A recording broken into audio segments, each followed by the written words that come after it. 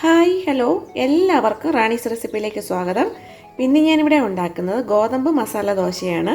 അതിന് വേണ്ട ബാറ്റർ റെഡിയാക്കാൻ വേണ്ടി 1 കപ്പ് ഗോതമ്പ് പൊടി എടുത്തിട്ടുണ്ട്, 1 ടേബിൾ സ്പൂൺ ബോംബെ റവ, 1/4 ടീസ്പൂൺ പഞ്ചസാര, 1/4 ടീസ്പൂൺ ബേക്കിംഗ് സോഡ, ആവശ്യത്തിന് ഉപ്പ്. നമുക്ക് ആദ്യം ഇതിനുള്ള ബാറ്റർ റെഡിയാക്കാം. ആദ്യം ഒരു ബൗളെടുത്ത് അതിലേക്ക് എടുത്ത് വെച്ചേക്കുന്ന ഗോതമ്പ് പൊടി ഇട്ട് കൊടുക്കാം. ബോംബെ റവ ചേർത്ത് ഒന്ന് മിക്സ് ചെയ്യാം. ഇതിലേക്ക് പഞ്ചസാര ചേർത്ത് കൊടുക്കാം, ബേക്കിംഗ് സോഡ ചേർത്ത് കൊടുക്കാം, ആവശ്യത്തിന് ഉപ്പിട്ട് കൊടുക്കാം. ഒന്ന് മിക്സ് ചെയ്യാം. ഇതിലേക്ക് ആവശ്യത്തിന് വെള്ളം ഒഴിച്ചു കൊടുക്കാം.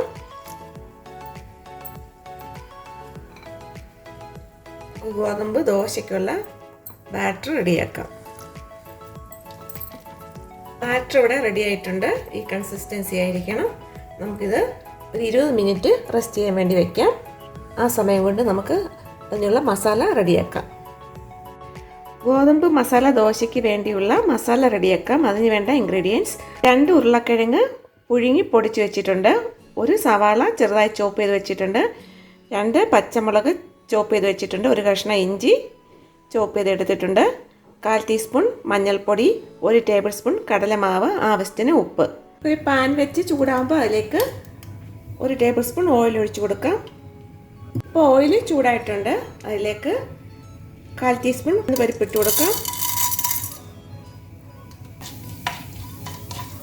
കളർ മാറിയിട്ടുണ്ട്. അതിലേക്ക് 1/4 ടീസ്പൂൺ കടുക് ഇട്ട് കൊടുക്കാം. കടുകൊക്കെ പൊട്ടിയിട്ടുണ്ട്. അതിലേക്ക് സവാള ഇട്ട് കൊടുക്കാം.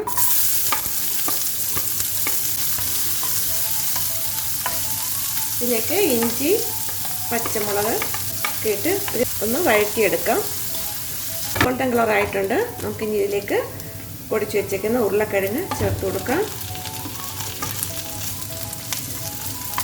ഇതിലേക്ക് മഞ്ഞൾപ്പൊടി ചേർത്ത് കൊടുക്കാം. നന്നായി ഒന്ന് മിക്സ് ചെയ്യാം. ഇതിലേക്ക് കടലമാവ് ചേർത്ത് കൊടുക്കാം. ആവശ്യത്തിന് ഉപ്പിട്ട് കൊടുക്കാം. നമുക്ക് ഇതിലേക്ക് ഒരു 1/4 കപ്പ് വെള്ളം ഒഴിച്ചു കൊടുക്കാം.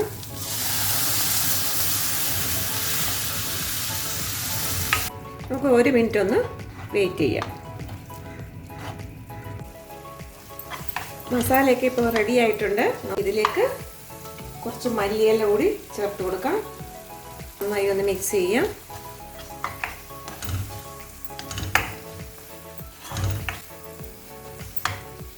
മസാല ദോശക്കുള്ള മസാല റെഡി ആയിട്ടുണ്ട്. നമുക്കിനി ഗോതമ്പ് മസാല ദോശ ഉണ്ടാക്കാം. അതിന് വേണ്ടി ഒരു പാൻ വെച്ച് ചൂടാകുമ്പോൾ അതിലേക്ക് കുറച്ച് നല്ലെണ്ണ പുരട്ടി കൊടുക്കാം. നമുക്കിനി ഈ ബാറ്റർ ഒഴിച്ച്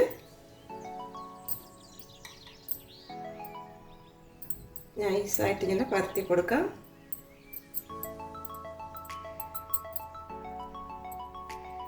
മുകളിലേക്ക് കുറച്ച് നെയ്യ് ഒഴിച്ചു കൊടുക്കാം.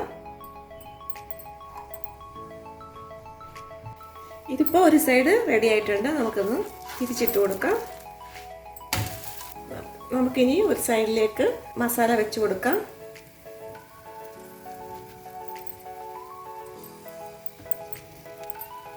ഒന്ന് മടക്കി കൊടുക്കാം.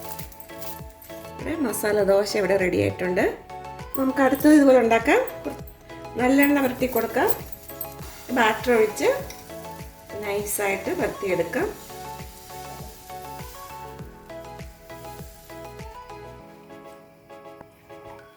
നെയ്യ് ഒഴിച്ചു കൊടുക്കാം. ഇത് ഒരു സൈഡ് റെഡി ആയിട്ടുണ്ട്. തിരിച്ചിട്ട് കൊടുക്കാം. മസാല വെച്ച് കൊടുക്കാം.